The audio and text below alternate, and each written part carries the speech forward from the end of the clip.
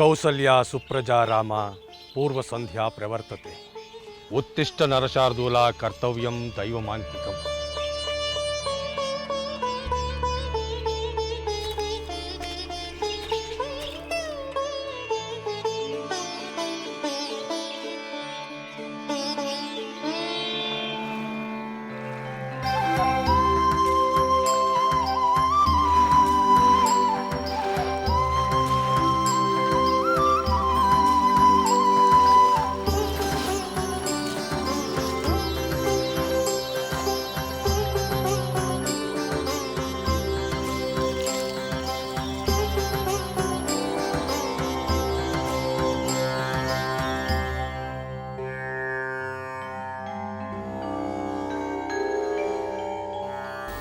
ಓಂ ಭೂರ್ಭುವಸ್ವಃ ತತ್ಸವಿತುರ್ವರೆಣ್ಯಂ ಭರ್ಗೋ ದೇವಸ್ಯ ಧೀಮಹಿ ಧಿಯೋ ಯೋ ನಃ ಪ್ರಚೋದಯಾತ್.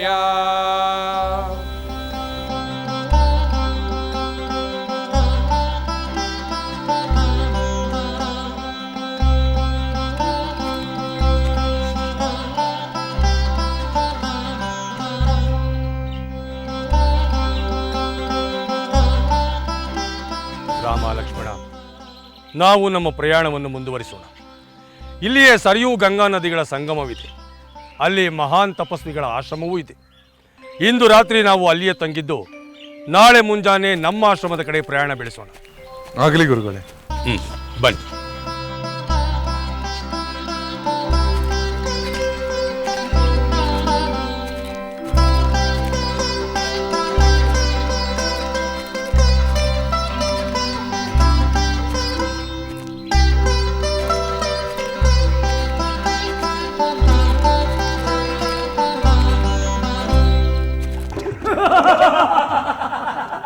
ಸುಬಾಹು, ವಿಶ್ವಾಮಿತ್ರರು ತಮ್ಮ ಯಜ್ಞ ರಕ್ಷಣೆಗೆ ಈ ಬಾಲಕರನ್ನು ಕರೆದುಕೊಂಡು ಹೋಗುತ್ತಿದ್ದಾರೆ. ರಾಮನಂತೆ ಲಕ್ಷ್ಮಣನಂತೆ ಈ ಬಾಲಕರು ರಕ್ಷಣೆ ಮಾಡುವವರು. ಅಗ್ರಜ, ಈ ವಿಚಾರವನ್ನು ಈಗಲೇ ಪ್ರಭುವಿಗೆ ತಿಳಿಸೋಣ.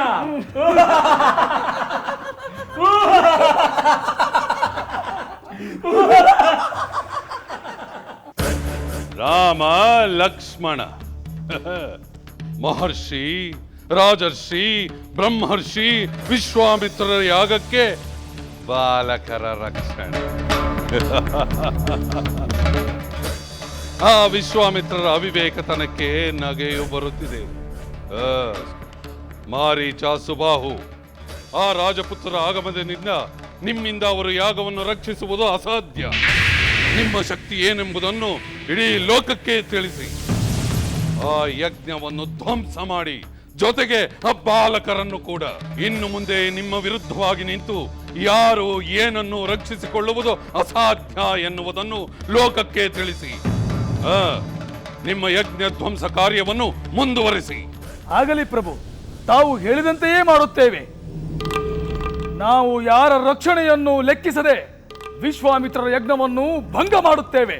ಪ್ರಭು ಲಂಕಾಧೀಶ್ವರ, ವಿಶ್ವಾಮಿತ್ರನ ಯಜ್ಞ ನಾಶವಾಯಿತೆಂದು ಈಗಲೇ ತಮಗೆ ಬಂದು ತಿಳಿಸುತ್ತೇವೆ.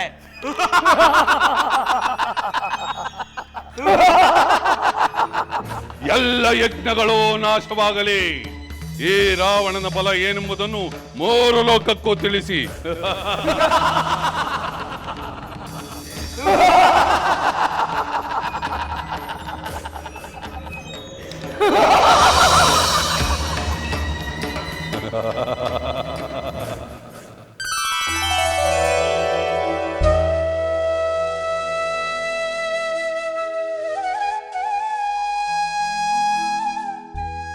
ಸೀತೆ, ಈ ನಿನ್ನ ಕೈಗಳು ಎಷ್ಟು ಕೋಮಲವಾಗಿದೆ, ಸುಮದಂತೆ ಮೃದುವಾಗಿದೆ. ಮಾತೆ, ಇದೇನಿದು? ಎಂದೂ ನೋಡದಂತೆ ಇಂದೇ ಹೊಸದಾಗಿ ನನ್ನ ಕೈಗಳನ್ನು ನೋಡುವಂತೆ ಹೇಳುತ್ತಿರುವಿರಿ? ಸೀತೆ, ನೀನು ನಮಗೆ ಸಿಕ್ಕಿದಾಗಿಂದಲೂ ಈ ನಿನ್ನ ಕೈಗಳನ್ನು ನಾನು ನೋಡುತ್ತಲೇ ಇದ್ದೇನೆ. ಆದರೆ ಈ ಕೈಗಳಲ್ಲಿರುವ ಶಕ್ತಿ ಮಾತ್ರ ಈಗಷ್ಟೇ ಏನೆಂದು ತಿಳಿಯಿತು. ನನ್ನ ಕೈಗಳಲ್ಲಿ ನೀವು ಕಂಡ ಅಂತಹ ಶಕ್ತಿ ಏನು ಮಾತಾಶ್ರೀ? ಆ ಮಹಾಶಿವಧನುಸ್ಸನ್ನು ಎತ್ತಿ ಹಿಡಿದು ಬಾಣವನ್ನು ಪ್ರಯೋಗಿಸಿದ ಶಕ್ತಿ ಈ ನಿನ್ನ ಕೈಗಳಲ್ಲಿದೆ ಎಂದು ನನಗೆ ಈಗಲೇ ಗೊತ್ತಾಯಿತು. ಸೀತೆ, ಅದು ನಿನ್ನಿಂದ ಹೇಗೆ ಸಾಧ್ಯವಾಯಿತು? ಮಾತಾಶ್ರೀ, ಊರ್ಮಿಳೆ ಎತ್ತರದಲ್ಲಿರುವ ಹೂಗಳನ್ನು ಪಡೆಯಲು ಕಷ್ಟಪಡುತ್ತಿದ್ದಳು. ಅವಳಿಗೆ ಹೂವುಗಳು ಸಿಗಲೇಬೇಕೆಂಬ ದೃಢವಾದ ಸಂಕಲ್ಪದೊಂದಿಗೆ ಶಿವಧನಸ್ಸನ್ನು ಕೈಗೆ ತೆಗೆದುಕೊಂಡು ಬಾಣ ಪ್ರಯೋಗಿಸಿದೆ. ಅದರಲ್ಲಿ ವಿಶೇಷ ಶಕ್ತಿ ಏನೆಂಬುದನ್ನು ನೀವು ಹೇಳಿದ ಮೇಲೆ ಯೋಚಿಸಬೇಕು. ಆದರೆ ನಾವು ಯೋಚಿಸುತ್ತಿರುವುದು, ಇಂತಹ ಅಪ್ರತಿಮ ಶಕ್ತಿಯುಳ್ಳ ನಿನಗೆ ಇದಕ್ಕಿಂತಲೂ ಹೆಚ್ಚಿನ ಶಕ್ತಿಯುಳ್ಳ ಪುರುಷೋತ್ತಮನನ್ನು ಹುಡುಕಿ ಮದುವೆ ಮಾಡುವುದು ಹೇಗೆ ಎಂದು. ಅದಕ್ಕೆ ನಿಮ್ಮ ತಂದೆ, ನಾನು ನಿನಗೆ ಸ್ವಯಂವರವನ್ನೇ ಏರ್ಪಡಿಸಿ ಅದರ ಮೂಲಕ ಯಾರು ಸೂಕ್ತರೋ ಎಂದು ತಿಳಿದು ಅಂತಹವನಿಗೆ ನಿನ್ನನ್ನು ಕೊಟ್ಟು ಮದುವೆ ಮಾಡುವ ಯೋಚನೆ ಮಾಡಿದ್ದೇವೆ. ಸೀತೆ, ಏನು ಮಾತಾಶ್ರೀ?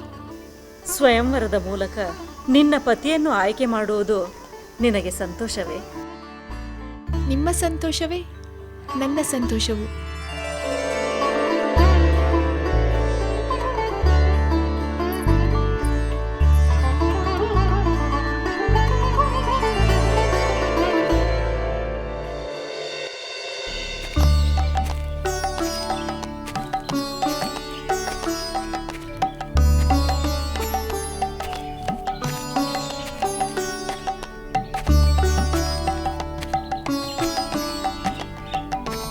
ಸಹೋದರ, ಅಲ್ಲಿ ನೋಡು, ಅಲ್ಲಿ ಯಾವುದೋ ಪುರಾತನ ಆಶ್ರಮವಿದ್ದಂತೆ ಕಾಣುತ್ತದೆ.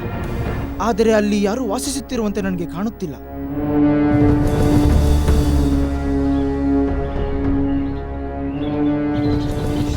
ಹೌದು, ಅದರ ವಿಚಾರವಾಗಿ ಗುರುಗಳನ್ನ ಕೇಳಿದರೆ ತಿಳಿಯುತ್ತದೆ. ಗುರುಗಳೇ, ಅಲ್ಲಿ ಯಾರ್ದೋ ಪುಣ್ಯಾಶ್ರಮವಿದ್ದಂತಿದೆ, ಆದರೆ ಏಕೋ ನಿರ್ಜನವಾಗಿದೆ. ನಿಜ ರಾಮಚಂದ್ರ. ಗೌತಮ ಪುತ್ರರಾದ ಶತಾನಂದ ಗುರುಗಳಿಗೆ ನಮೋ ನಮಃ. ಇಷ್ಟಾರ್ಥ ಸಿದ್ಧಿರಸ್ತು, ಸನ್ಮಂಗಳವಾಗಲಿ. ಗುರುಗಳೇ, ಮಂಗಳ ಕಾರ್ಯವೊಂದರ ಬಗ್ಗೆ ಪ್ರಭುಗಳು ಯೋಚಿಸುತ್ತಿರುವಾಗಲೇ ತಾವು ತಮ್ಮ ಸಂಚಾರವನ್ನು ಮುಗಿಸಿ ನಮ್ಮಲ್ಲಿಗೆ ಬಂದಿದ್ದು ನಮಗೆ ಆನಂದವನ್ನು ಉಂಟು ಮಾಡಿದೆ. ಹೌದು ಗುರುದೇವ, ನಮ್ಮ ಹಿರಿಯ ಪುತ್ರಿಯಾದ ಸೀತೆಯು ಶಿವಧನಸ್ಸನ್ನು ಎತ್ತಿ ಬಾಣ ಪ್ರಯೋಗಿಸಿದ್ದನ್ನು ಕಂಡು ಅವಳಿಗೆ ಅನುರೂಪನಾದ ವರನನ್ನು ಅವನ ಪರಾಕ್ರಮವನ್ನು ಆಧರಿಸಿಯೇ ಆಯ್ಕೆ ಮಾಡಬೇಕೆನ್ನುವ ಅಭಿಲಾಷೆ ನಮಗುಂಟಾಗಿದೆ. ಸರಿಯಾದ ಆಲೋಚನೆ. ಸೀತೆಯಂತಹ ಅಸಾಮಾನ್ಯ ಗುಣವತಿಯನ್ನು ಮದುವೆಯಾಗಲು ಮಹಾಪುರುಷನೇ ಆಗಬೇಕು. ಅಂತಹ ಮಹಾಪುರುಷನ ಪರಾಕ್ರಮವೇನೆಂದು ಸ್ವಯಂವರದಲ್ಲಿ ಲೋಕವೇ ತಿಳಿಯಬೇಕು. ಅದಕ್ಕೆ ಕನಿಷ್ಠ ನಮ್ಮ ಸೀತೆಯು ಯಾವ ಧನಸ್ಸನ್ನು ಎತ್ತಿದ್ದಳೋ ಆ ಧನಸ್ಸನ್ನು ಎತ್ತುವಂತಹ ಪರಾಕ್ರಮಶಾಲಿ ಆ ಪುರುಷನಾಗಿರಬೇಕಲ್ಲವೇ? ಹಾಗಾದರೆ ಸ್ವಯಂವರದಲ್ಲಿ ಶಿವಧನಸ್ಸನ್ನು ಎತ್ತಿ ದಾರವನ್ನು ಕಟ್ಟುವ ಪರಾಕ್ರಮಶಾಲಿಗೆ ಸೀತೆಯನ್ನು ಕೊಟ್ಟು ಮದುವೆ ಮಾಡುವುದಾಗಿ ಘೋಷಿಸಬಹುದು. ನಿಮ್ಮ ಸಲಹೆಯನ್ನು ಕೇಳಿ ನಮಗೆ ಅತ್ಯಾನಂದವಾಯಿತು. ಕೂಡಲೇ ಸೀತಾ ಸ್ವಯಂವರವನ್ನು ಘೋಷಿಸುತ್ತೇವೆ. ಆಶೀರ್ವಾದ ಮಾಡಿ. ಶುಭಮಸ್ತು. ಗುರುಗಳೇ, ಅಲ್ಲಿ ಯಾರ್ದೋ ಪುಣ್ಯಾಶ್ರಮವಿದ್ದಂತಿದೆ, ಆದರೆ ಏಕೋ ನಿರ್ಜನವಾಗಿದೆ. ನಿಜ ರಾಮಚಂದ್ರ, ಅದೊಂದು ಮಹಾಪುಣ್ಯ ಸ್ಥಳವೇ. ಆದರೆ ಅಂತಹ ಪುಣ್ಯ ಸ್ಥಳದಲ್ಲಿ ಒಂದು ಮಹಾ ಅನಾಹುತ ನಡೆದಿರುವುದು ವಿಪರ್ಯಾಸವೇ. ಅದನ್ನೀಗ ತಿಳಿಯುವ ಕುತೂಹಲವಾಗಿದೆ ಗುರುಗಳೇ. ಇದು ಎಲ್ಲರೂ ತಿಳಿದುಕೊಳ್ಳಬೇಕಾದಂತಹ ವಿಷಯ ಲಕ್ಷ್ಮಣ. ಬಹಳ ಹಿಂದೆ ಪರಮೇಶ್ವರನಾದ ಮಹಾಶಿವನು ದಕ್ಷಯಜ್ಞದಲ್ಲಿ ದಾಕ್ಷಾಯಿಣಿಯನ್ನು ಕಳೆದುಕೊಂಡು ಮಹಾವಿರಾಗಿಯಾಗಿ ಕೈಲಾಸವನ್ನು ತೊರೆದು ಈ ಪ್ರದೇಶದಲ್ಲಿ ತಪಸ್ಸನ್ನು ಮಾಡುತ್ತಿದ್ದ.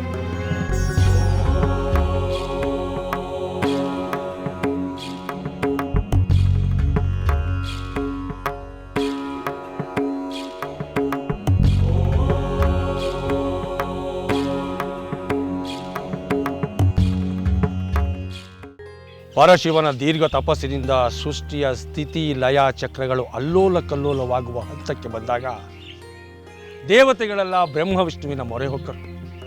ಲೋಕ ಕಲ್ಯಾಣಕ್ಕಾಗಿ ಶಿವನನ್ನು ಮತ್ತೆ ಸಂಸಾರಿಯಾಗಿಸಬೇಕೆಂಬ ತೀರ್ಮಾನಕ್ಕೆ ಬಂದರು.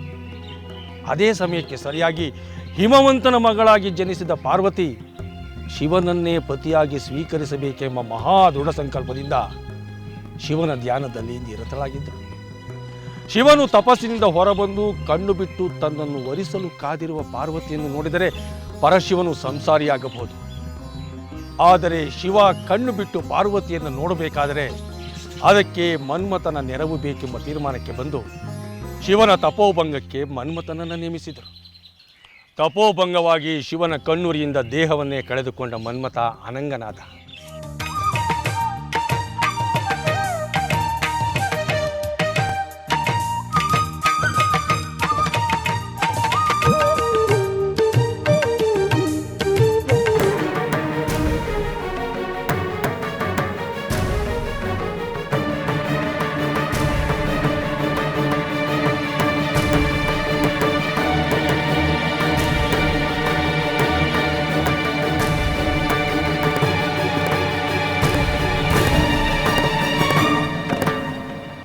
ಹಾಗಾಗಿ ಈ ಜಾಗ ಅಂಗದೇಶವೆಂದು ಪ್ರಸಿದ್ಧಿಯಾಯಿತು.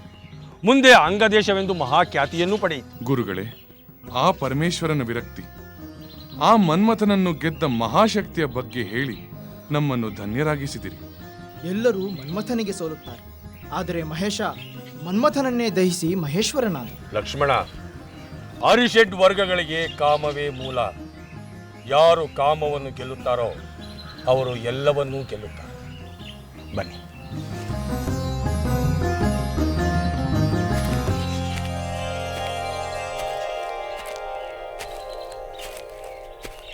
ಗುರುಗಳಾದ ಶತಾನಂದರೇ, ನಮ್ಮ ಹಿರಿಯ ಮಗಳಾದ ಸೀತೆಯ ವಿವಾಹವನ್ನು ನೆರವೇರಿಸಲು ತಾವು ಈ ಹಿಂದೆ ಸೂಚಿಸಿದ್ದಂತೆ ಸ್ವಯಂವರ ಏರ್ಪಡಿಸುವ ವಿಚಾರವನ್ನು ಈ ಸಭೆಗೆ ತಿಳಿಸಲು ಉದ್ದೇಶಿಸಿದ್ದೇನೆ.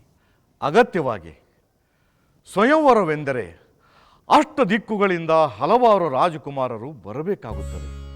ಸ್ವಯಂವರದ ಸವಾಲನ್ನು ಸ್ವೀಕರಿಸಿ ವಧುವನ್ನು ವಿವಾಹ ಮಾಡಿಕೊಳ್ಳಬೇಕಾಗುತ್ತದೆ. ಅದಕ್ಕಾಗಿ ಹಿಮಾಲಯದಿಂದ ದಕ್ಷಿಣ ದೇಶಗಳ ಎಲ್ಲ ರಾಜಕುಮಾರರಿಗೂ ಈ ವಿಚಾರವನ್ನು ತಿಳಿಸಬೇಕಾಗುತ್ತದೆ. ಅಮಾತ್ಯರೇ ಹಾಗೂ ಸಭಾಸದರೇ,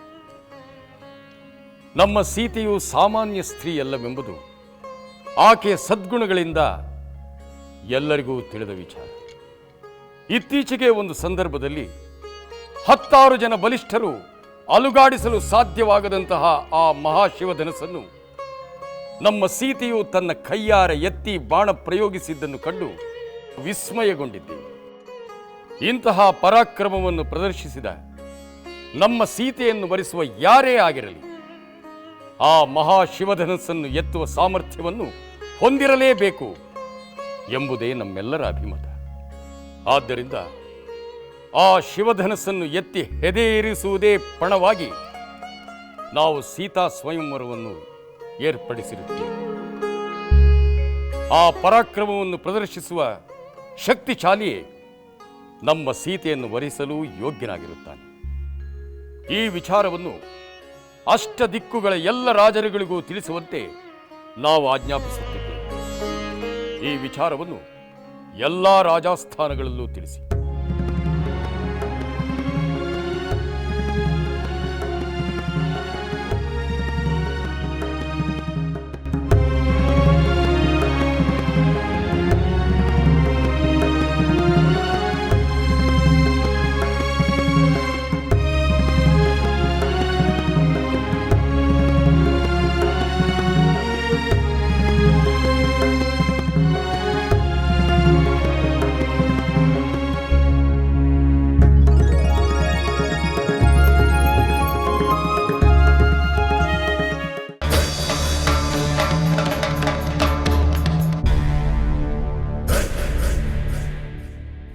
ಶಿವಧನಸ್ಸನ್ನು ಎತ್ತಿ ಹೆದಗೇರಿಸಿದವರಿಗೆ ಸೀತೆಯನ್ನು ಕೊಟ್ಟು ಸಾಕು ಮಾಡು ನಿನ್ನ ಸಂದೇಶವನ್ನು. ಈ ಸಂದೇಶವನ್ನು ಮಿಥಿಲಾ ನಗರಿಯಿಂದ ಲಂಕೆಯವರೆಗೆ ಕೊಂಡು ಬಂದಿರುವೆಯಾ? ನಮಗೆ ಬಿಲ್ಲನ್ನು ಎತ್ತಿ ಹೆಣ್ಣನ್ನು ಮದುವೆಯಾಗುವ ಅಪೇಕ್ಷೆ ಇಲ್ಲ. ಇದು ಹುಡುಗಾಟದ ಸ್ವಯಂವರ. ಇದಕ್ಕೆಂದೇ ಸಣ್ಣ ಪುಟ್ಟ ರಾಜ್ಯಗಳ ದುರ್ಬಲ ರಾಜಕುಮಾರರಿದ್ದಾರೆ. ಅವರಿಗೆ ಈ ಸಂದೇಶವನ್ನು ಹೇಳುವುದನ್ನು ಬಿಟ್ಟು ಈ ಲಂಕೇಶ್ವರನ ಆಸ್ಥಾನಕ್ಕೆ ಬಂದಿರುವೆಯಲ್ಲ. ನಿನಗೆ ನನ್ನ ಪರಾಕ್ರಮದ ಅರಿವಿಲ್ಲವೆನಿಸುತ್ತದೆ. ಸರಿಯಾಗಿ ಹೇಳಿದೆ ಅಣ್ಣ. ನಿನ್ನ ಪರಾಕ್ರಮಕ್ಕೆ, ನಿನ್ನ ಒಂದು ಹೂಂಕಾರಕ್ಕೆ ಸುರಲೋಕದ ಸುರಸುಂದರಿಯರು ನಾ ಮುಂದು ತಾ ಮುಂದು ಎಂದು ಮುಂದೆ ಬರುತ್ತಿರುವಾಗ ಸಾಧಾರಣ ಒಬ್ಬ ರಾಜಕುಮಾರಿಗಾಗಿ ನೀನು ಮಿಥಿಲೆಗೆ ಹೋಗಬೇಕಾಗಿಲ್ಲ. ಇದನ್ನು ಹೇಳಲು ಬಂದ ಇವನ ಹಲ್ಲನ್ನು ಮುರಿದು ತಲೆಯನ್ನು ತರೆದು ಕಳಿಸಿಬಿಡೋಣ. ಕೂಡದು, ಖಂಡಿತ ಕೂಡದು. ದೂತನನ್ನು ಯಾವುದೇ ರೀತಿಯ ಅವಮಾನವನ್ನಾಗಲಿ ಹಿಂಸೆಯನ್ನಾಗಲಿ ಮಾಡುವುದು ರಾಜಧರ್ಮವಲ್ಲ. ಎಲ್ಲ ರಾಜ್ಯಗಳಿಗೆ ಸ್ವಯಂವರದ ಸಂದೇಶವನ್ನು ಕಳಿಸುವಂತೆ ರಾಜಾಜ್ಞೆ ಮಾಡಿದಾಗ ಅದನ್ನು ಪಾಲಿಸುವುದು ಈ ದೂತನ ಕರ್ತವ್ಯ. ಆ ಕರ್ತವ್ಯ ಮಾಡಿದವನನ್ನು ನಾವು ಗೌರವದಿಂದಲೇ ಕಳಿಸಿಕೊಡಬೇಕು. ಸರಿ ಸರಿ ವಿಭೀಷಣ, ನಿನಗೆ ಪರಾಕ್ರಮವನ್ನು ಪ್ರದರ್ಶಿಸುವುದೆಂದರೆ ಆಗದು. ನೀನಿನ್ನು ಹೊರಡಬಹುದು.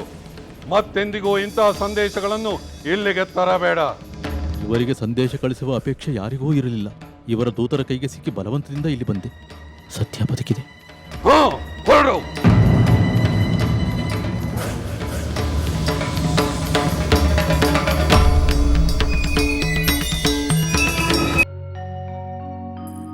ಮಾತಾಶ್ರೀ, ಬಾ ಸೀತೆ, ಕುಳಿತು. ನನ್ನ ಬಳಿ ಮಾತನಾಡಬೇಕು ಎಂದಿರಂತೆ ಸಖಿ ಬಂದು ತಿಳಿಸಿದಳು. ಅದಕ್ಕಾಗಿಯೇ ಬಂದೆ. ಹೌದು ಸೀತೆ, ನಿನಗೆ ಸ್ವಯಂವರವನ್ನು ಏರ್ಪಡಿಸಿ ವಿವಾಹ ಮಾಡಲು ಪ್ರಭುಗಳು ನಿಶ್ಚಯಿಸಿರುವುದು ತಿಳಿದಿದೆ ಅಲ್ಲವೇ? ತಿಳಿದಿದೆ ಮಾತಾಶ್ರೀ. ಸೀತೆ, ಎಲ್ಲ ದೇಶದ ರಾಜರು ಮತ್ತು ರಾಜಕುಮಾರರಿಗೆ ಈಗಾಗಲೇ ನಿನ್ನ ಸ್ವಯಂವರದ ವಿಚಾರವನ್ನು ತಿಳಿಸಿ ಆಗಿದೆ. ಇನ್ನು ನಾನಾ ರಾಜ್ಯಗಳಿಂದ ರಾಜಕುಮಾರರು ಬಂದು ಆ ಮಹಾಶಿವಧನುಸ್ಸನ್ನು ಎತ್ತಿ ನಿನ್ನನ್ನು ವರಿಸಲು ಮುಂದಾಗುವುದಷ್ಟೇ ಬಾಕಿ. ಅದು ಯಾವ ಕ್ಷಣದಲ್ಲಿ ಬೇಕಾದರೂ ನಡೆಯಬಹುದು. ನೀನು ಯಾವುದೇ ಕ್ಷಣದಲ್ಲೂ ಆ ಶಿವಧನುಸ್ಸನ್ನು ಎತ್ತುವ ಮಹಾಭಾಗ್ಯಶಾಲಿಗೆ ಪತ್ನಿಯಾಗಬಹುದು. ಮಾತಾಶ್ರೀ, ನೀವೆಲ್ಲರೂ ಗುರುಹಿರಿಯರು ನಿಶ್ಚಯಿಸಿದಂತೆ ಆ ಸ್ವಯಂವರದಲ್ಲಿ ನನ್ನ ಪಾಲಿಗೆ ಏನು ನಡೆಯುತ್ತದೋ ಅದನ್ನು ಸ್ವೀಕರಿಸುವ ಕರ್ತವ್ಯ ನನ್ನದು ಎಂದು ತಿಳಿದಿರುವೆ. ನಿನ್ನ ಗುಣ ಏನೆಂದು ನನಗೆ ಗೊತ್ತು ಸೀತೆ. ನೀನು ಯಾವಾಗಲೂ ಎಲ್ಲರಿಗೂ ಒಳ್ಳೆಯದನ್ನೇ ಬಯಸುವವಳು. ನಿನಗೆ ಒಳ್ಳೆಯದೇ ಆಗುತ್ತದೆ. ಸ್ವಯಂವರದಲ್ಲಿ ಸಕಲ ಸದ್ಗುಣಗಳಿಂದ ಪರಾಕ್ರಮದಿಂದ ಮಹಾಪುರುಷೋತ್ತಮನೆನಿಸಿಕೊಂಡವನ ಪತ್ನಿಯೇ ನೀನಾಗಬೇಕೆಂದು ನಾನು ಹಗಲಿರಳು ಪ್ರಾರ್ಥಿಸುವೆ. ಅದು ಹಾಗೆಯೇ ಆಗುತ್ತದೆ ಎಂದು ನನಗೆ ನಂಬಿಕೆ ಇದೆ. ಮದುವೆಯಾಗಿ ಪತಿಯ ಗೃಹಕ್ಕೆ ನೀನು ತೆರಳಿದ ನಂತರ ಅಲ್ಲಿ ನಿನ್ನ ಗುಣನಡತೆಗಳು ಈ ಲೋಕದ ನಾರಿಯರ ಕುಲಕ್ಕೆ ಆದರ್ಶಪ್ರಾಯಳು ಎಂಬ ಗೌರವ ಕೀರ್ತಿ ನಿನಗೆ ಸಿಗಬೇಕು ಎಂಬುದೇ ನನ್ನ ಆಸೆ. ಹಾಗಾಗಿ ಅಂತಹ ಆದರ್ಶ ನಾರಿಯರ ಕಥೆಗಳನ್ನು ನಿನ್ನ ಸ್ವಯಂವರಕ್ಕೆ ಮುನ್ನವೇ ನಿನಗೆ ತಿಳಿಸಬೇಕೆಂಬುದು ನನ್ನ ಆಸೆ. ನಿಮ್ಮ ಆಸೆಯೇ ನನ್ನ ಭಾಗ್ಯವೆಂದುಕೊಳ್ಳುತ್ತೇನೆ. ನೀವಲ್ಲದೆ ನನಗೆ ಅಂಥ ಆದರ್ಶ ನಾರಿಯರ ಕತೆ ಹೇಳುವ ಉತ್ತಮರು ಬೇರೆ ಯಾರಿದ್ದಾರೆ? ಹೇಳಿ ಮಾತಾಶ್ರೀ, ಕಿವಿಗೊಟ್ಟು ಕೇಳುತ್ತೇನೆ. ಮನಸ್ಸಿಟ್ಟು ಅವರ ಆದರ್ಶವನ್ನು ಪಾಲಿಸುತ್ತೇನೆ.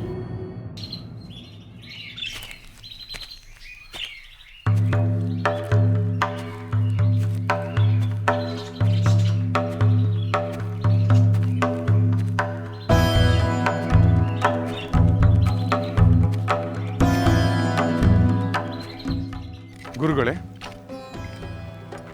ಈ ಪ್ರದೇಶ ಇಷ್ಟೊಂದು ನಿರ್ಜನವಾಗಿದೆ. ವಿಚಿತ್ರವಾದ ಇಲ್ಲಿಯ ನೀರವತೆ ಭಯ ಮತ್ತು ಆತಂಕ ಹುಟ್ಟಿಸುವಂತಿದೆ. ಯಾವುದೇ ಪ್ರದೇಶ ಗುರುಗಳೇ? ಯಜ್ಞಗಳನ್ನು ನಾಶ ಮಾಡಿ ಅನವರತ ಋಷಿಮುನಿಗಳಿಗೆ ತೊಂದರೆ ಕೊಡುತ್ತಿರುವ ತಾಟಕಿ ಎಂಬ ರಾಕ್ಷಸಿ ಇರುವ ಪ್ರದೇಶ. ಅಗಸ್ತ್ಯರ ಶಾಪಕ್ಕೆ ಗುರಿಯಾದ ಯಕ್ಷಿಣಿ ನರಭಕ್ಷಕ ರಾಕ್ಷಸಿಯಾಗಿ ರೂಪಾಂತರಗೊಂಡು ಸರ್ವಜನರಿಗೂ ತೊಂದರೆ ಕೊಡುತ್ತಿದ್ದಾಳೆ. ರಾಮ, ತಾಟಕಿ ಸ್ತ್ರೀ ಎಂಬ ಕರುಣೆಯಿಂದಾಗಲಿ ಸ್ತ್ರೀಯನ್ನು ಕೊಲ್ಲುವುದು ಧರ್ಮ ವಿರುದ್ಧವಾಗುತ್ತದೆ ಎಂಬ ನಿಲುವನ್ನು ತಾಟಕಿಯ ವಿಷಯದಲ್ಲಿ ನೀನು ತಾಳಬೇಡ. ಏಕೆಂದರೆ ದುಷ್ಟ ಸ್ತ್ರೀಯ ವಧೆಗೆ ಇವಳು ಅರ್ಹಳಾಗಿದ್ದಾಳೆ. ದುಷ್ಟರನ್ನು ಸಂಹರಿಸಿ ಶಿಷ್ಟರನ್ನು ರಕ್ಷಿಸುವುದು ರಾಜಧರ್ಮ.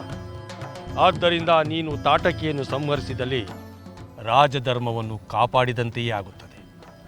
ಮಹರ್ಷಿಗಳೇ, ಅಯೋಧ್ಯೆಯಲ್ಲಿ ವಸಿಷ್ಠರಾದಿಯಾಗಿ ಮಹಾಮುನಿಗಳ ಮಧ್ಯದಲ್ಲಿ ನನ್ನ ತಂದೆಯವರಾದ ದಶರಥ ಮಹಾರಾಜರು ನನಗೆ ವಿಶ್ವಾಮಿತ್ರರ ಮಾತನ್ನು ಕೇಳಬೇಕು, ಅವರು ಹೇಳಿದಂತೆಯೇ ನೀನು ನಡೆಯಬೇಕು ಎಂದು ಆಜ್ಞೆ ಮಾಡಿದ್ದಾರೆ.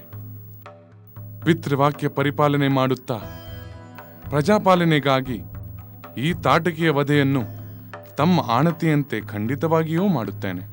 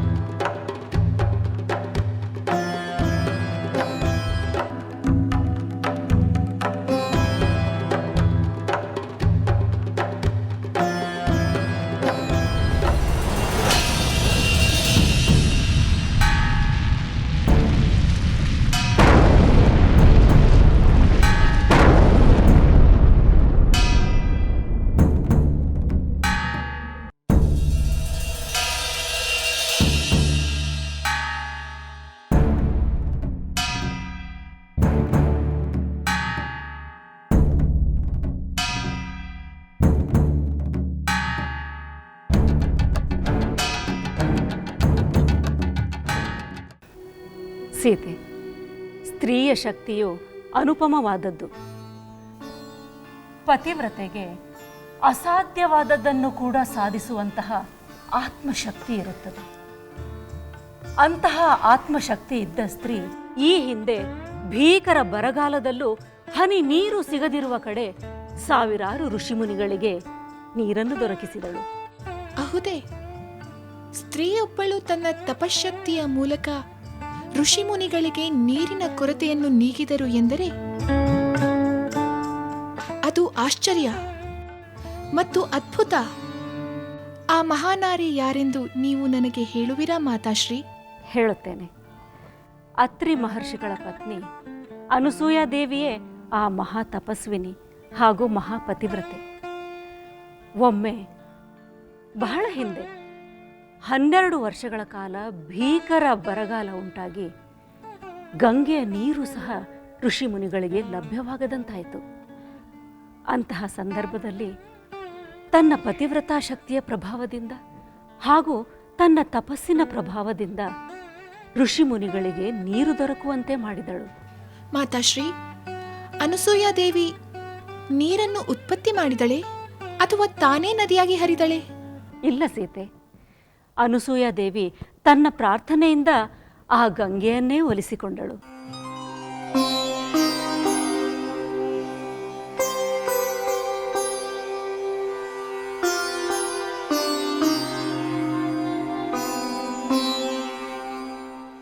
ಅನಸೂಯಾ ದೇವಿ,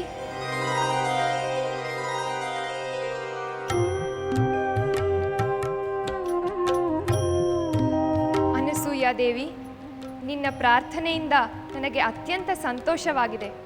ನನ್ನಿಂದ ಏನಾಗಬೇಕೆಂದು ತಿಳಿಸು, ಅದನ್ನು ಖಂಡಿತ ನೆರವೇರಿಸಿಕೊಡುತ್ತೇನೆ. ಭೀಕರ ಬರಗಾಲಕ್ಕೆ ಸಿಲುಕಿ ಋಷಿಮುನಿಗಳ ಜೀವನ ದುರ್ಬಲವಾಗಿದೆ. ಅವರಿಗೆ ಅಗತ್ಯವಾದ ಜಲವನ್ನು ನೀವು ಈ ಪ್ರದೇಶದಲ್ಲಿ ನದಿಯಾಗಿ ಹರಿಯುತ್ತಾ ಕೃಪೆ ಮಾಡಬೇಕು ತಾಯಿ, ಕೃಪೆ ಮಾಡಬೇಕು. ದೇವಿ ಅನಸೂಯಾ, ನಿನ್ನ ಕೋರಿಕೆಯನ್ನು ನಿರಾಕರಿಸಲು ನನ್ನಿಂದ ಸಾಧ್ಯವಿಲ್ಲ. ನಾನು ಹೆಚ್ಚಾಗಿ ಈ ಪ್ರದೇಶದಲ್ಲಿರುವ ಋಷಿಮುನಿಗಳಿಗಾಗಿ ಅಗತ್ಯವಾದ ನೀರನ್ನು ನದಿಯ ರೂಪದಲ್ಲಿ ಒದಗಿಸಿಕೊಡುತ್ತೇನೆ. ಆದರೆ ಅದಕ್ಕೆ ನಿನ್ನಲ್ಲಿ ನಾನು ಒಂದು ಕೋರಿಕೆಯನ್ನು ಕೇಳಿಕೊಳ್ಳುತ್ತೇನೆ. ಅದನ್ನು ನೀನು ಖಂಡಿತ ನೆರವೇರಿಸಿಕೊಡಬೇಕು. ಅಗತ್ಯವಾಗಿ ನಿಮ್ಮಿಂದ ಋಷಿಮುನಿಗಳಿಗೆ ಜಲ ದೊರೆಯುತ್ತದೆ ಎನ್ನುವುದಾದರೆ ನಿಮ್ಮ ಎಂತಹ ಕೋರಿಕೆ ಇದ್ದರೂ ನಾನು ಸಂತೋಷದಿಂದ ಈಡೇರಿಸುತ್ತೇನೆ. ಹಾಗಾದರೆ ನೀನು ನಿನ್ನ ತಪಶ್ಶಕ್ತಿಯನ್ನು ನನಗೆ ಧಾರೆ ಎರೆದುಕೊಡುವೆಯಾ? ಖಂಡಿತ ತಾಯಿ, ನನ್ನ ತಪಸ್ಸು ಫಲಿಸಿದೆ ಎಂದು ಭಾವಿಸುತ್ತೇನೆ. ನಿಮಗೆ ಅನಂತ ವಂದನೆಗಳು.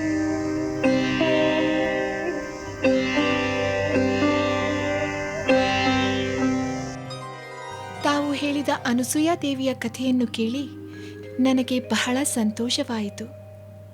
ಸತಿಯಾದವಳು ತನ್ನ ನಿರ್ಮಲವಾದ ಪತಿಭಕ್ತಿಯಿಂದ ತಪಸ್ಸಿನಿಂದ ಎಂತಹ ಶಕ್ತಿ ಬೇಕಾದರೂ ಪಡೆಯಬಹುದು ಎಂದು ತಿಳಿಯಿತು.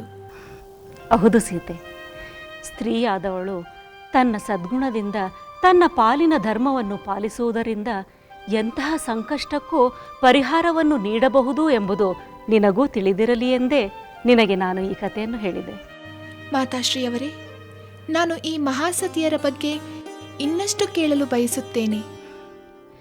ಆಗಲಿ ಸೀತೆ, ನಿನ್ನ ಸ್ವಯಂವರ ಆಗುವವರೆಗೂ ಇಂತಹ ಮಹಾನ್ ಸತಿಯರ ಕಥೆಗಳನ್ನು ನಾನು ನಿನಗೆ ಹೇಳುತ್ತಲೇ ಇರುತ್ತೇನೆ. ಇದನ್ನೆಲ್ಲ ಕೇಳಿದ ಆದರ್ಶ ನಾರಿ ನೀನಾದ ಮೇಲೆ ನಿನ್ನನ್ನು ಮದುವೆಯಾಗುವವನು ಸಾಮಾನ್ಯನಾಗಿರುವುದಿಲ್ಲ, ಆತ ಮಹಾಪುರುಷನಾಗಿರುತ್ತಾನೆ.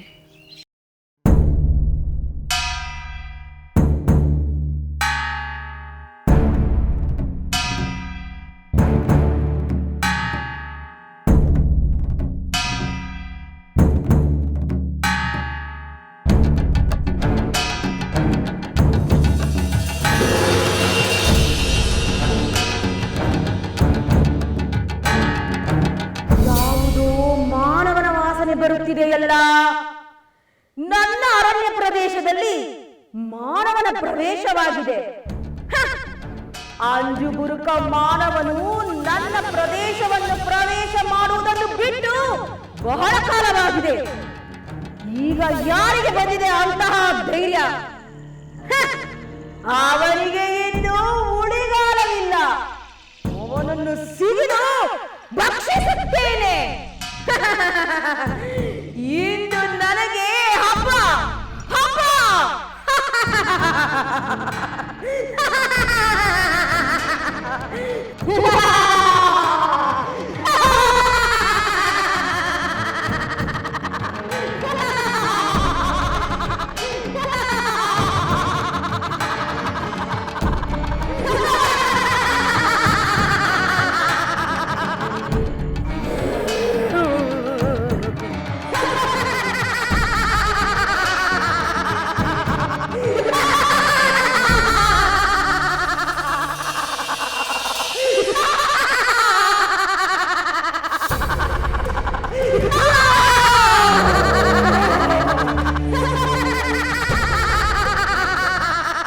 ರಾಮಚಂದ್ರ, ಇದು ಆ ರಾಕ್ಷಸಿ ತಾಟಕಿಯ ತಂತ್ರ.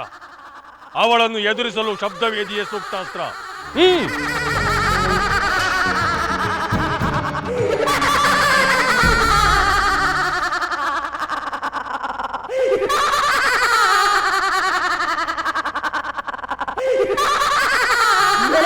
ಮಾನವರೇ, ನನ್ನ ನಿದ್ರೆಗೆ ಭಂಗ ತಂದ ನಿಮ್ಮನ್ನು ಈಗಲೇ ಕೊಂದು ನನ್ನ ಹಸಿವೆಯನ್ನು ನೀಗಿಸಿಕೊಳ್ಳುತ್ತೇನೆ.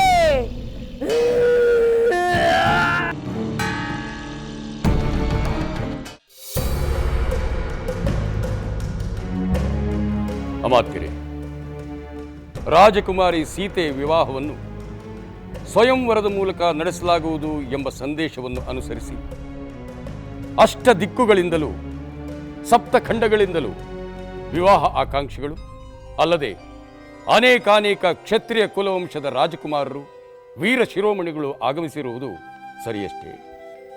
ಹೌದು ಮಹಾಪ್ರಭು. ಜನಕವಂಶದ ಕೀರ್ತಿ ಪ್ರತಿಷ್ಠೆಯ ಬಗ್ಗೆ ಅಪಾರ ಅಭಿಮಾನವನ್ನು ತಾಳಿ ಈ ರಾಜವಂಶದ ಶ್ರೇಷ್ಠ ರತ್ನವನ್ನು ವರಿಸಬಹುದು ಎಂಬ ಭಾವನೆಯಿಂದಲೇ ಈಗಾಗಲೇ ಕೆಲವು ರಾಜಕುಮಾರರು ಇಲ್ಲಿಗೆ ಬಂದು ಸೇರಿದ್ದಾರೆ. ಇನ್ನೂ ಕೆಲವರು ಬಂದು ಸೇರುವ ನಿರೀಕ್ಷೆ ಇದೆ. ದಕ್ಷಿಣ ದೇಶದ ರಾಜಕುಮಾರರು, ಪೂರ್ವ ಪಶ್ಚಿಮ ದೇಶದ ರಾಜಕುಮಾರರು ಈಗಾಗಲೇ ಬಂದು ಇಲ್ಲಿದ್ದಾರೆ. ಅವರೆಲ್ಲ ಕಾತುರತೆಯಿಂದ ಸೀತಾ ಸ್ವಯಂವರದ ನಿರೀಕ್ಷೆಯಲ್ಲಿದ್ದಾರೆ. ಸ್ವಯಂವರಕ್ಕೆ ಆಗಮಿಸಿರುವ ಎಲ್ಲ ರಾಜಪುತ್ರರಿಗೆ ನಾವು ಹೃದಯಪೂರ್ವಕವಾಗಿ ಸ್ವಾಗತವನ್ನು ಬಯಸುತ್ತೇವೆ. ರಾಜಪುತ್ರರೇ, ನಿಮ್ಮೆಲ್ಲರ ಆಗಮನ ನಮಗೆ ಸಂತೋಷವನ್ನು ತಂದಿದೆ. ನಿಮ್ಮಲ್ಲಿ ಯಾರಾದರೂ ನಮ್ಮ ವಂಶಕ್ಕೆ ವರಪ್ರಸಾದವಾಗಿ ಬಂದಿರುವ ಮಹಾಶಿವಧನಸ್ಸನ್ನು ಎತ್ತಿ ಹಿಡಿದು ಬಗ್ಗಿಸಿ ಅದಕ್ಕೆ ಹೆದೆಯೇರಿಸುವ ಮಹಾವೀರನಿಗೆ ನನ್ನ ಮಗಳಾದ ಸೀತೆಯನ್ನು ಕೊಟ್ಟು ವಿವಾಹ ಮಾಡುತ್ತೇನೆ. ತ್ರಿನೇತ್ರನು ಮಹಾಮಹಿಮನೂ ಆದಂತಹ ಮಹದೇವನು ದಕ್ಷಯಜ್ಞ ಧ್ವಂಸದ ಸಮಯದಲ್ಲಿ ಉಪಯೋಗಿಸಿದ ಆ ಮಹಾಬಿಲ್ಲು ಅಸಾಮಾನ್ಯವಾದುದು ಎಂಬುದನ್ನು ಮನಸ್ಸಿನಲ್ಲಿಟ್ಟುಕೊಂಡು ತಮ್ಮ ಪರಾಕ್ರಮವನ್ನು ಪ್ರದರ್ಶಿಸಿ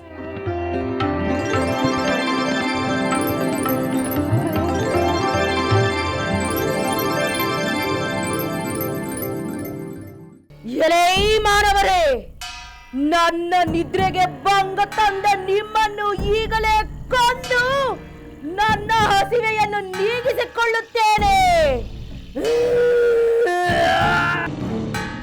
ಸಹೋದರ ರಾಮಚಂದ್ರ, ಅವಳು ನಮ್ಮನ್ನೇ ಕೊಂದು ತಿನ್ನುವೆ ಎನ್ನುತ್ತಿದ್ದಾಳೆ. ಅವಳು ನಮ್ಮ ಸಮೀಪಕ್ಕೆ ಬರುವುದಕ್ಕೆ ಮುಂಚೆ ಅವಳನ್ನು ಸಂಹರಿಸುವುದೇ ಸೂಕ್ತ. ಲಕ್ಷ್ಮಣ, ಸುಂದರ ರೂಪದ ಯಕ್ಷಿಣಿ ಆಗಿದ್ದವಳು ಘೋರ ರೂಪದ ರಾಕ್ಷಸಿ ಆಗಿದ್ದಾಳೆ.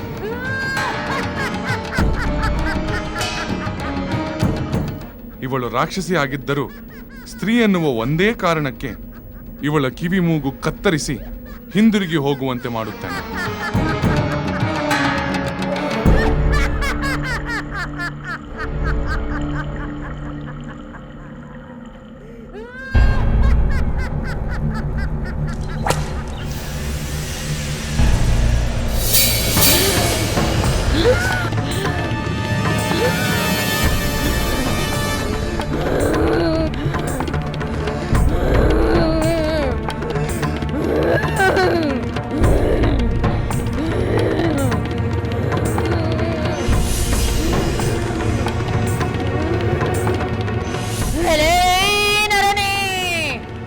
ನನ್ನ ಕಿವಿ ಮೂಗುಗಳನ್ನು ಕತ್ತರಿಸಿದ ನಿನ್ನ ದೇಹವನ್ನು ಈಗಲೇ ತುಂಡು ತುಂಡಾಗಿ ಮಾಡಿ ನನ್ನ ಆಹಾರವಾಗಿ ಭಕ್ಷಿಸುತ್ತೇನೆ.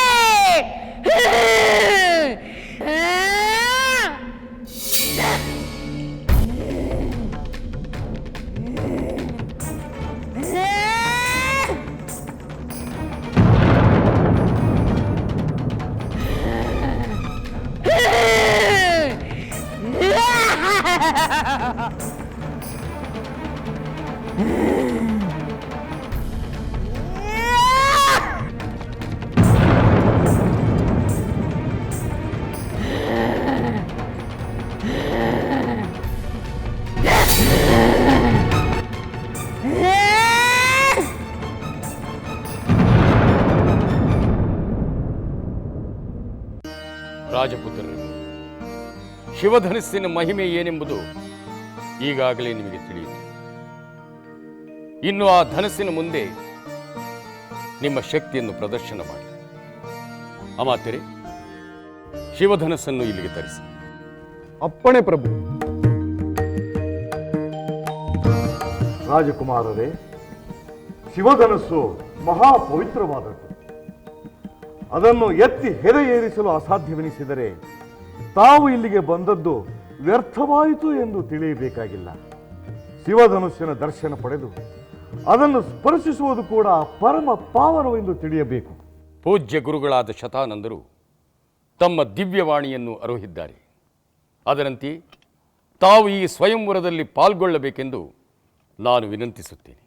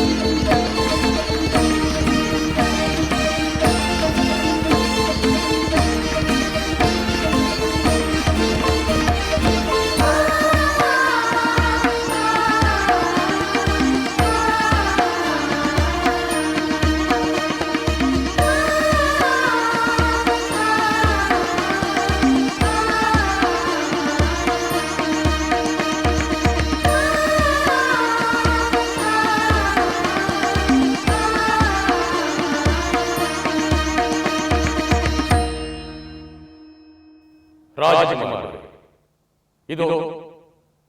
ಇದನ್ನೇ ತಾವು ಹಿಡಿದೆತ್ತಿ ಎದೆಯೇರಿಸಬೇಕಾದ ಶಿವಧನುಸ್ಸು. ಇನ್ನು ತಮ್ಮ ತಮ್ಮ ಪರಾಕ್ರಮಗಳನ್ನು ತೋರಿಸಿ.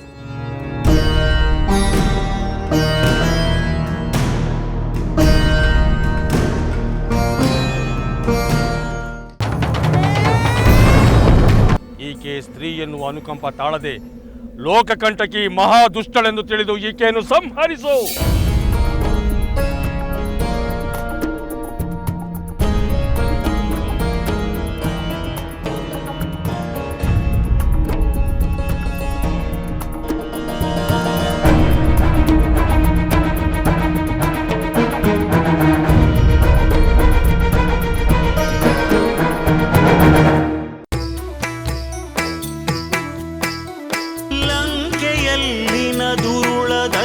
ಯುಗವು ಸೀತೆ ಸಹನೆಗೆ ಸೋತಿತು. ಅಂತ್ಯ ಇರದ ಅಸುರ ಕುಲವು ರಾಮ ಬಾಣಕ್ಕೆ ಅಡಗಿತು. ದೂರವಿರಲಿ ಸನಿಹವಿರಲಿ ರಾಮ ಹೃದಯ ನಿವಾಸಿನಿ. ಯುಗವು ಯುಗವು ಸಾಗಲಿ ಅಕಳಂಕ ಪ್ರೇಮ ಪ್ರಬೋಧಿನಿ. ಅಮರ ಗಾಧೆ ಧರಣಿ ಜಾತೆ ಸಾಧ್ವೆ ಸೀತೆ ಸುಚರಿತೆ. ಸಹನ ಶಕ್ತಿ ಪತಿಯ ಭಕ್ತಿ ಲೋಕಮಾನ್ಯ ವಂದಿತೆ.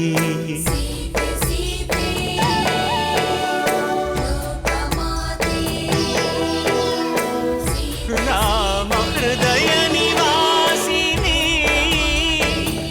ಅಕಳಂಕ ಪ್ರೇಮ ಪ್ರಬೋಧಿನಿ. ಸೀತೆ ಮಾತೆ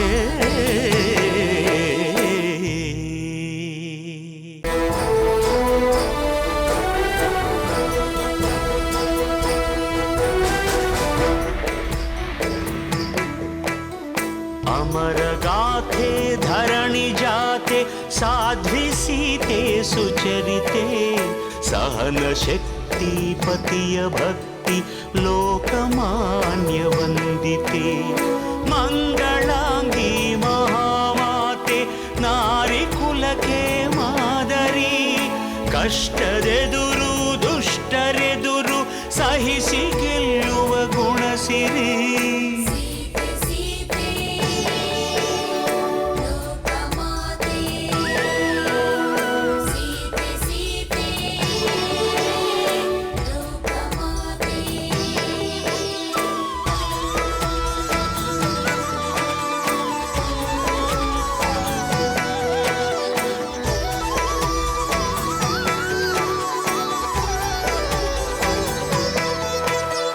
ಮಿಥಿಲೆಯಲ್ಲಿ ಜನಕ ಕುಲಕ್ಕೆ ಬೆಳಕು ತಂದ ಜಾನಕಿ.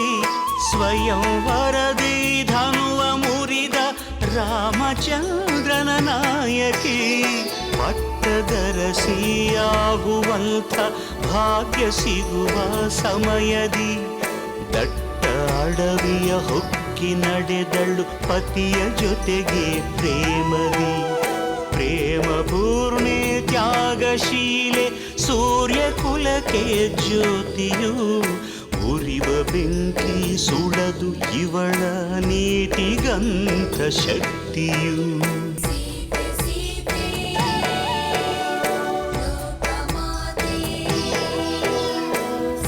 ರಾಮ ಹೃದಯ ನಿವಾಸಿನಿ ಅಕಳಂಕ ಪ್ರೇಮ ಪ್ರಬೋಧಿನಿ. ಸೀತೆ ಮಾತೆ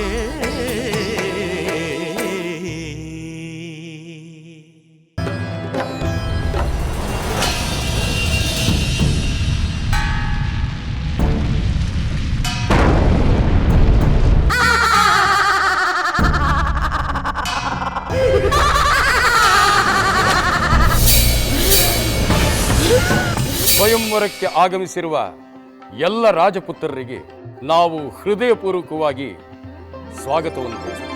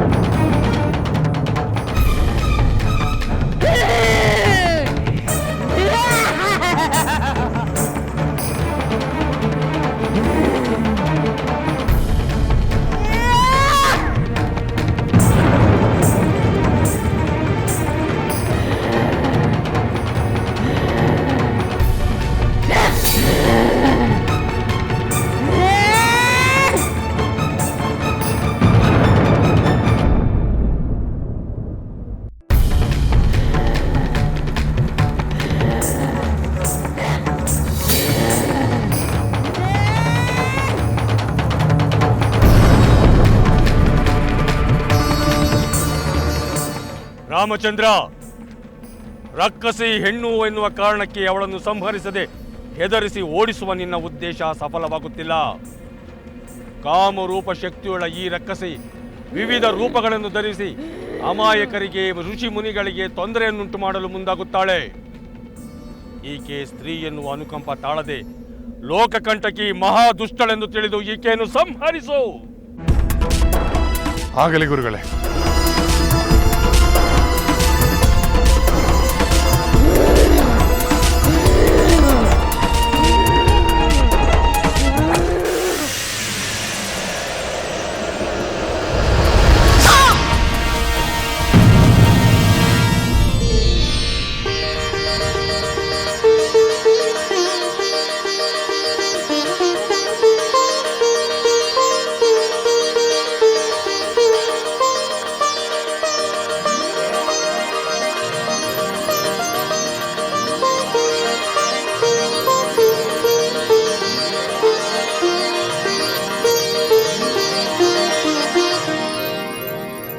ಮಹರ್ಷಿ, ಲೋಕಕಂಟಕಳಾದ ತಾಟಕಿಯನ್ನು ಶ್ರೀರಾಮಚಂದ್ರನಿಂದ ಸಂಹಾರ ಮಾಡಿಸಿ ಲೋಕೋಪಕಾರ ಮಾಡಿಸಿದಿರಿ. ಶ್ರೀರಾಮಚಂದ್ರನ ಶೌರ್ಯ ಪರಾಕ್ರಮಕ್ಕೆ ತಕ್ಕಂತೆ ತಮಗೆ ತಿಳಿದಿರುವ 100 ಅಸ್ತ್ರ ಪ್ರಯೋಗಗಳನ್ನು ಶ್ರೀರಾಮಚಂದ್ರನಿಗೆ ಉಪದೇಶಿಸಿ ಮುಂದಿನ ಮಹಾಕಾರ್ಯಕ್ಕೆ ನಿಮ್ಮ ಅಸ್ತ್ರೋಪದೇಶ ನಾಂದಿಯಾಡಬಹುದು. ನಿಮಗೆ ಒಳ್ಳೆಯದಾಗಲಿ. ರಾಮ, ಲಕ್ಷ್ಮಣ, ಶುಭಮಸ್ತು.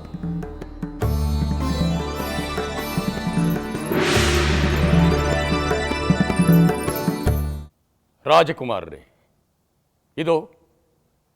ಇದನ್ನೇ ತಾವು ಹಿಡಿದೆತ್ತಿ ಹೆದೆಯೇರಿಸಬೇಕಾದ ಶಿವಧನಸ್ಸು. ಇನ್ನು ತಮ್ಮ ತಮ್ಮ ಪರಾಕ್ರಮಗಳನ್ನು ತೋರಿಸಬಹುದು.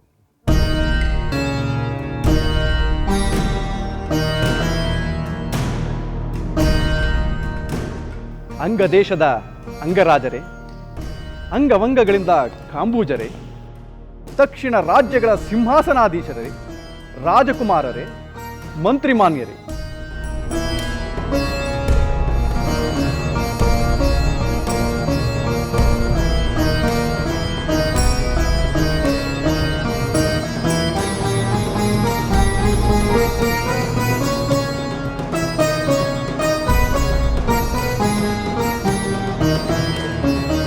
ಮಹಾರಾಜ, ಈ ದಿವ್ಯಧನುವನ್ನು ಸ್ಪರ್ಶಿಸಿದ್ದೇ ನಮ್ಮ ಭಾಗ್ಯ. ಇದರ ಹೊರತು ಬೇರ್ಯಾವ ಕಾರ್ಯವೂ ನಮ್ಮಿಂದ ಸಾಧ್ಯವಿಲ್ಲ.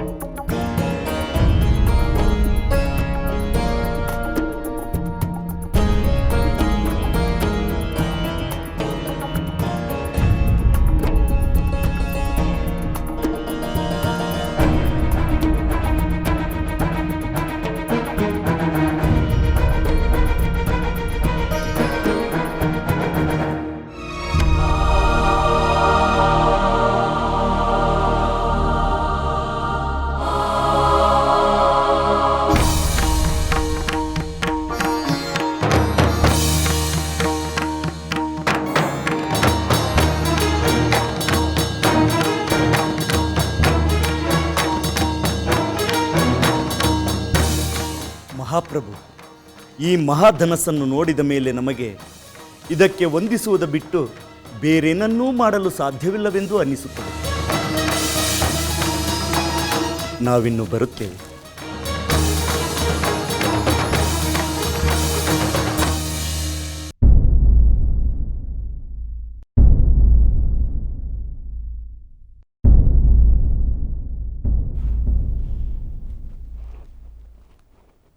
ಮಹಾರಾಜರಿಗೆ ಮಂಗಳವಾಗಲಿ.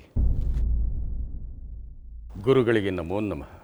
ಮಹಾರಾಜ, ನೀವು ಯಾವುದೋ ಚಿಂತೆಯಲ್ಲಿರುವುದಾಗಿಯೂ ನಮ್ಮಿಂದ ಸಮಾಧಾನದ ನುಡಿಗಳನ್ನು ಬಯಸುವುದಾಗಿಯೂ ಅಮಾತ್ಯರು ತಿಳಿಸಿದರು. ಅದಕ್ಕಾಗಿ ಬಂದೆ. ಒಳ್ಳೆಯದನ್ನೇ ಮಾಡಿದಿರಿ. ಸೀತಾ ಸ್ವಯಂವರದ ವಿಚಾರ ನನ್ನನ್ನು ಬಾಧಿಸುತ್ತಿದೆ ಗುರುದೇವ. ಸ್ವಯಂವರಕ್ಕೆ ಆಗಮಿಸಿದ ರಾಜರುಗಳೆಲ್ಲ ಶಿವಧನಸ್ಸನ್ನು ಎತ್ತುವ ಪ್ರಯತ್ನವನ್ನೇ ಮಾಡಲಿಲ್ಲವಲ್ಲ. ಹೀಗಾದರೆ ಶಿವಧನಸ್ಸನ್ನು ಎತ್ತುವ ಪರಾಕ್ರಮಶಾಲಿ ಈ ಭೂಮಂಡಲದಲ್ಲಿ ಯಾರೂ ಇಲ್ಲವೇ? ಇದ್ದಲ್ಲಿ ಅವರುಗಳು ಸ್ವಯಂವರಕ್ಕೆ ಬರುವ ಸಾಧ್ಯತೆಗಳಾದರೂ ಇವೆ? ಎಲ್ಲವೂ ಇದೆ ಮಹಾರಾಜ. ಆದರೆ ಅದಕ್ಕಾಗಿ ನಾವು ಕಾಲವನ್ನು ಕಾಯಬೇಕಾಗಿದೆ.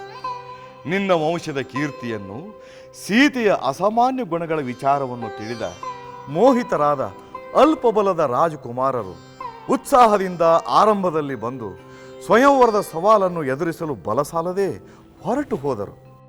ಆದರೆ ನಿಜವಾದ ಪರಾಕ್ರಮಶಾಲಿ, ಸೀತೆಗೆ ಅನುರೂಪನಾದವರ ಸ್ವಲ್ಪ ತಡವಾದರೂ ಬರುತ್ತಾನೆ, ಬಂದೇ ಬರುತ್ತಾನೆ. ಸ್ವಯಂವರದಲ್ಲಿ ಗೆದ್ದು ಸೀತೆಯನ್ನು ವರಿಸುತ್ತಾನೆ. ಆಗಲಿ ಗುರುದೇವ, ತಾವು ಹಾರೈಸಿದ ಆ ಶುಭ ದಿನ ಆದಷ್ಟು ಬೇಗ ಬರಲಿ. ಕಲ್ಯಾಣಮಸ್ತು. ಮುನಿಪುಂಗವ ನಮೋ ನಮಃ. ಮುನಿಪುಂಗವ ನಮೋ ನಮಃ. ದಿವ್ಯಾಸ್ತ್ರ ಪ್ರಾಪ್ತಿರಸ್ತ. ತಾಟಕಿಯನ್ನು ಕೊಂದು ನನಗೆ ಆನಂದವನ್ನುಂಟು ಮಾಡಿದ್ದೀರಿ. ನಾನು ನಿನಗೆ ದಿವ್ಯಾಸ್ತ್ರಗಳನ್ನು ಉಪದೇಶಿಸುತ್ತೇನೆ. ಪೂಜ್ಯರೇ, ತಮ್ಮಿಂದ ಪಡೆದ ದಿವ್ಯಾಸ್ತ್ರದ ಉಪದೇಶವನ್ನು ನಾನು ನಂತರ ನನ್ನ ತಮ್ಮನಾದ ಲಕ್ಷ್ಮಣನಿಗೆ ಉಪದೇಶಿಸುತ್ತೇನೆ. ಅಗತ್ಯವಾಗಿ ಉಪದೇಶಿಸು. ಹೇಗಿದ್ದರೂ ಮುಂದೆ ನೀವಿಬ್ಬರು ಜೊತೆಯಾಗಿ ರಾಕ್ಷಸರನ್ನು ಸಂಹಾರ ಮಾಡುತ್ತೀರಲ್ಲ. ನಾನೀಗ ಪೂರ್ವಾಭಿಮುಖವಾಗಿ ಕುಳಿತು ನಾನು ಉಪದೇಶಿಸುವ ದಿವ್ಯಾಸ್ತ್ರಗಳ ಫಲಾಫಲಗಳನ್ನು ವಿವರಿಸುತ್ತೇನೆ.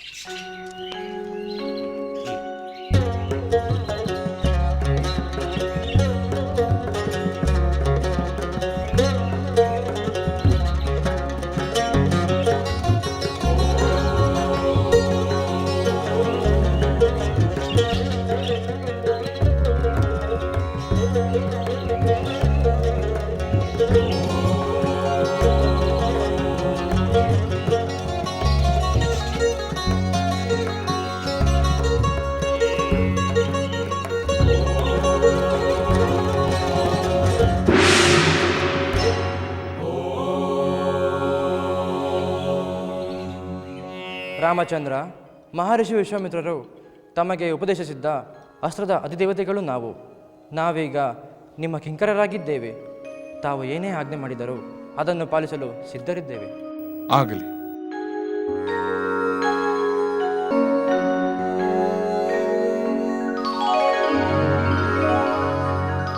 ತಾವು ನನ್ನ ಮನಸ್ಸಿನಲ್ಲಿ ವಾಸ ಮಾಡುತ್ತೀರಿ. ಅವಶ್ಯ ಸಂದರ್ಭದಲ್ಲಿ ತಮ್ಮ ಸೇವೆಯನ್ನು ಕೋರುತ್ತೇನೆ.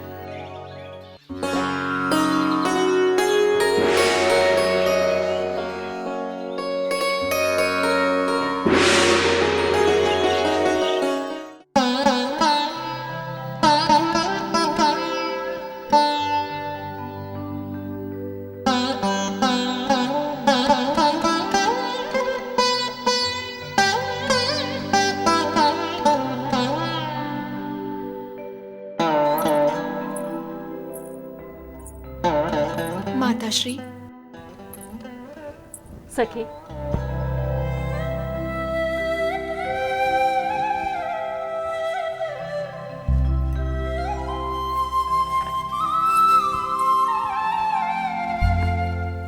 ಬಾ ಸೀತೆ, ಕುಳಿತುಕೋ. ಸೀತೆ, ನನ್ನೊಡನೆ ಮಾತನಾಡುವುದಿತ್ತೆ? ಹೌದು ಮಾತಾಶ್ರೀ. ಅನಸೂಯ ದೇವಿಯ ಕಥೆಯನ್ನು ಕೇಳಿದ ಮೇಲೆ ನಿಮ್ಮಿಂದ ಇನ್ನಷ್ಟು ಮಹಾಸತಿಯರ ಕಥೆಯನ್ನು ಕೇಳಲು ಬಯಸುತ್ತೇನೆ. ಹೌದೇ? ಹೇಳುತ್ತೇನೆ.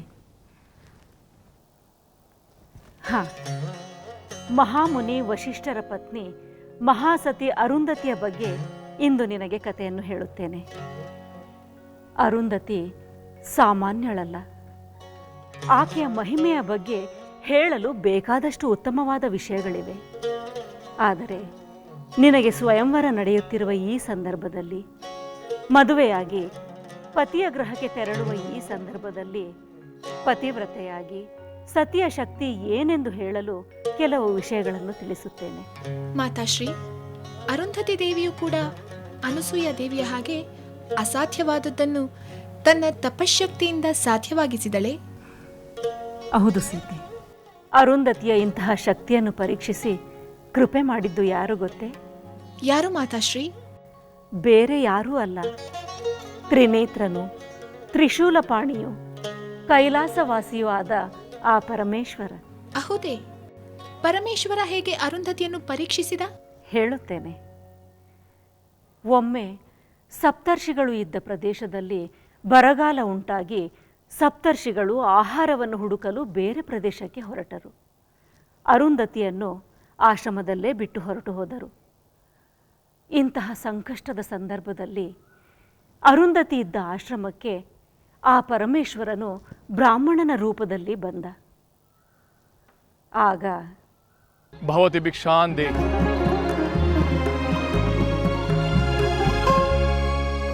ಭವತಿ ಭಿಕ್ಷಾಂದೇ.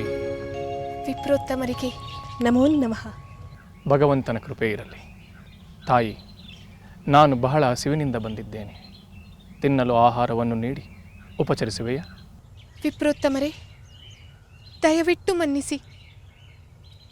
ಈ ಪ್ರದೇಶದಲ್ಲಿ ಉಂಟಾಗಿರುವ ಬರಗಾಲದಿಂದ ಆಹಾರ ಪದಾರ್ಥಗಳೆಲ್ಲ ಮುಗಿದು ಇಲ್ಲಿದ್ದ ಸಪ್ತರ್ಷಿಗಳು ಕಂದ ಮೂಲಗಳನ್ನು ಹುಡುಕಿ ತರಲು ತೆರಳಿದ್ದಾರೆ. ಈ ಹಸಿದ ಒಟ್ಟಿಗೆ ಯಾವುದೇ ಆಹಾರವಾದರೂ ಸರಿ, ನಾನು ಅದನ್ನು ಸ್ವೀಕರಿಸಿ ಸಂತುಷ್ಟನಾಗಿ ಹೋಗುತ್ತೇನೆ. ವಿಪ್ರೋತ್ತಮರೇ, ಹಾಗಾದರೆ ನನ್ನ ಮನೆಯಲ್ಲಿ ಸ್ವಲ್ಪ ಎಲಚಿ ಹಣ್ಣುಗಳಿವೆ, ಅದನ್ನೇ ಕೊಡುತ್ತೇನೆ. ಆಗಬಹುದು ತಾಯಿ. ನಾನಾಗಲೇ ಎಲಚಿ ಹಣ್ಣುಗಳನ್ನು ಬೇಯಿಸಲು ಇಟ್ಟಿದ್ದೇನೆ. ದಯಮಾಡಿ ಒಳಗೆ ಬನ್ನಿ.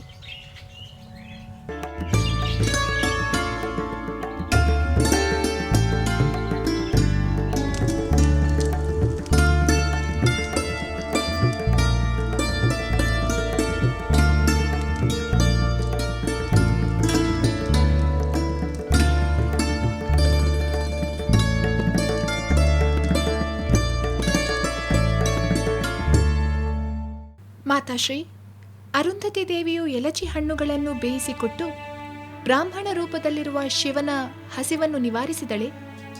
ಆ ಎಲಚಿ ಹಣ್ಣುಗಳು ಬೆಂದರೆ ತಾನೇ ಬೇಯಿಸಿಕೊಡುವುದು? ಹಾಗಾದರೆ ಆ ಎಲಚಿ ಹಣ್ಣುಗಳು ಬೇಯಲಿಲ್ಲವೇ? ಇಲ್ಲ ಸೀತಾ, ಎಲಚಿ ಹಣ್ಣುಗಳು ಬೇಯುತ್ತಲೂ ಇರಲಿಲ್ಲ. ಅರುಂಧತಿಗೆ ಅದನ್ನು ಶಿವನಿಗೆ ಕೊಡಲು ಆಗುತ್ತಲೂ ಇರಲಿಲ್ಲ.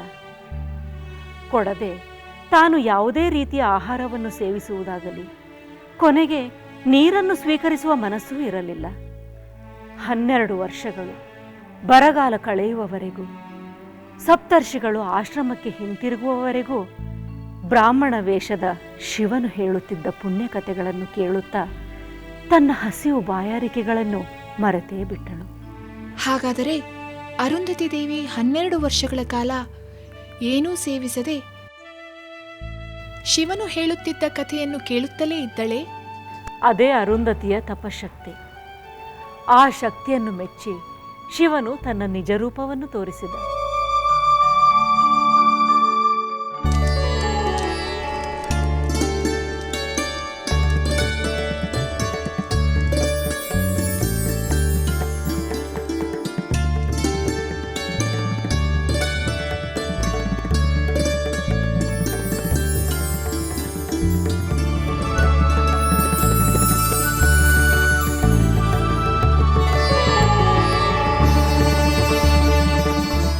ಗಂಗಾಧರನಿಗೆ ನಮೋ ನಮಃ.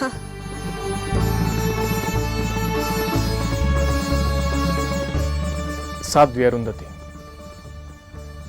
12 ವರ್ಷಗಳ ಕಾಲ ನಾನು ಹೇಳಿದ ಕಥೆಯನ್ನು ಕೇಳುತ್ತಿದ್ದ ನಿನ್ನ ಶ್ರದ್ಧೆಗೆ ನಾನು ಮೆಚ್ಚಿದ್ದೇನೆ. ಪರಮೇಶ್ವರ, 12 ವರ್ಷಗಳು ಕಳೆದು ಹೋದವೆ.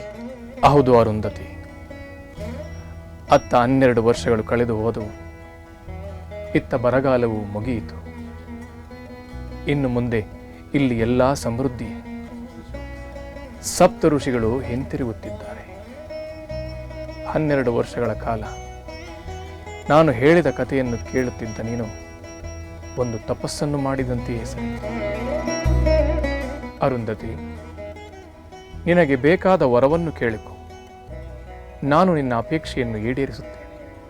ಮಹಾದೇವ, ಇಷ್ಟು ಕಾಲ ನೀವಿಲ್ಲಿ ನೆಲೆಸಿ ಪುಣ್ಯ ಕಥೆಗಳನ್ನು ಹೇಳಿ ನನಗೆ ಹಸಿವು ಬಾಯಾರಿಕೆಯಾಗದಂತೆ ಮಾಡಿದ್ದೀರಿ.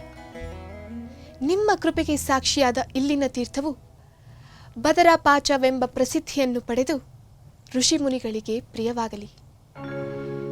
ಇಲ್ಲಿ 3 ರಾತ್ರಿಗಳನ್ನು ಕಳೆದು ಶುದ್ಧವಾಗಿ ಶ್ರದ್ಧೆಯಿಂದ ಉಪವಾಸವನ್ನು ಮಾಡಿದರೆ ಉಪವಾಸ ಮಾಡುವವರು 12 ವರ್ಷಗಳ ಕಾಲ ವ್ರತವನ್ನು ಮಾಡಿದರ ಫಲವನ್ನು ಪಡೆಯುವಂತೆ ಅನುಗ್ರಹಿಸಿ. ತಥಾಸ್ತು. ನಿನ್ನ ಇಚ್ಛೆಯು ನೆರವೇರಲಿ ಅರುಂಧತಿ.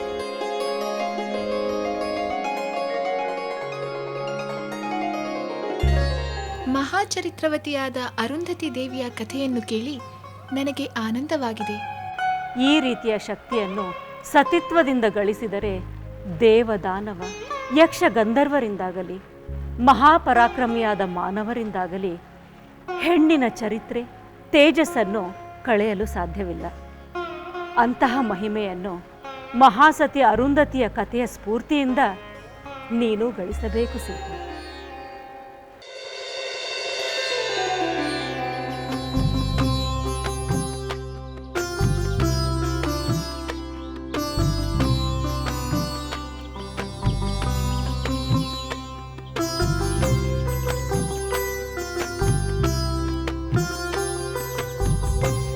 ರಾಮ ಲಕ್ಷ್ಮಣ, ಇದುವೇ ಸಿದ್ಧಾಶ್ರಮ.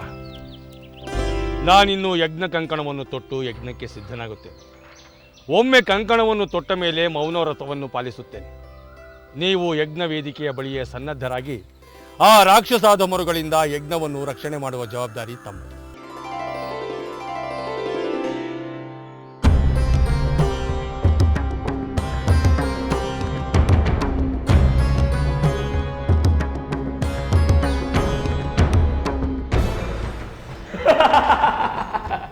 ವಿಶ್ವಾಮಿತ್ರ ಅಯೋಧ್ಯೆಯಿಂದ ದಶರಥ ಪುತ್ರರಾದ ಬಾಲಕರನ್ನು ಕರೆತಂದಿರುವಿರಾ?